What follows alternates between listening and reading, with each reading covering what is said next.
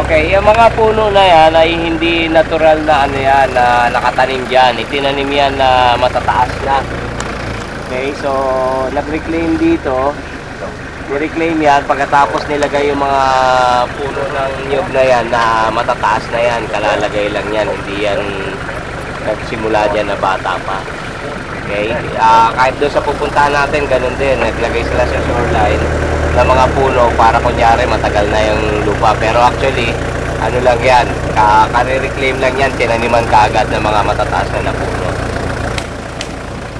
At kung mapapansin mo dito, ay kasalukuyan pa lang pinapalitadahan na katibayan na ngayon pa lang ginagawa itong proyekto na po. Yun nga yung mga gamit pang palitada at yan na yung mga manggagawa. Maya-maya ay dadating pa yung iba pang mga manggagawa at tuloy-tuloy pa yung trabaho dito. Sigurado kung wala itong permit sa engineering office natin sa Olongapo, kaya pinatawagan natin ating city engineer at mga opisyalis ng gobyerno na bigyang pansin itong ginagawa na pananakop sa shoreline ng lungsod ng Olongapo at ng mga mamayan ng bansa natin Pilipinas. Dahil ito ay dapat na dapat ginagamit ng mga mamayan at hindi pribado lamang.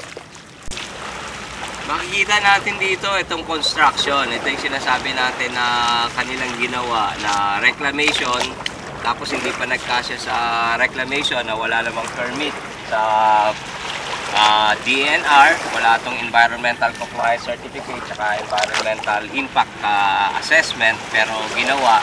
At kung makikita nyo, napakahaba nito hanggang doon sa na nasakop na nila hanggang doon sa area ng Half Moon Beach na parang inaano nila, sinasakop nila yung area na yun. At dito sa area na to, kung mapapansin mo, noon lamang nakaraang punta ko dito, nakaraang inspection ko, wala pang 2 buwan ng nakakaraan.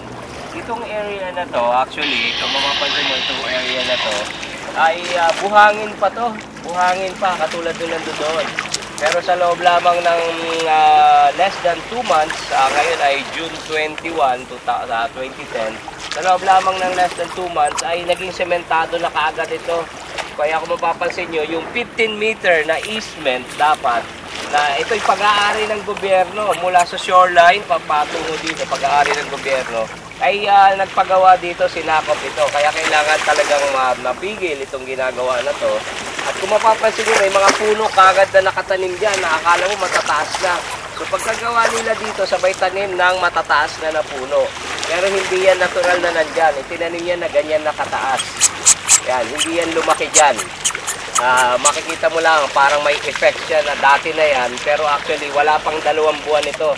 At kahapon, nung mag-inspection ako dito, kasalukuyan palang pinapalitadahan ito ng mga trabahador. Kaya kailangan talagang madali ang aksyon ng pamahalaan ng lungsod. Kung hindi mapipigil ito, ay magiging unang-una, hindi sigurado kung ano epekto sa environment. Pangalawa, nasasakop nila yung lupa kung saan ito'y dapat pag-aari ng taong bayan.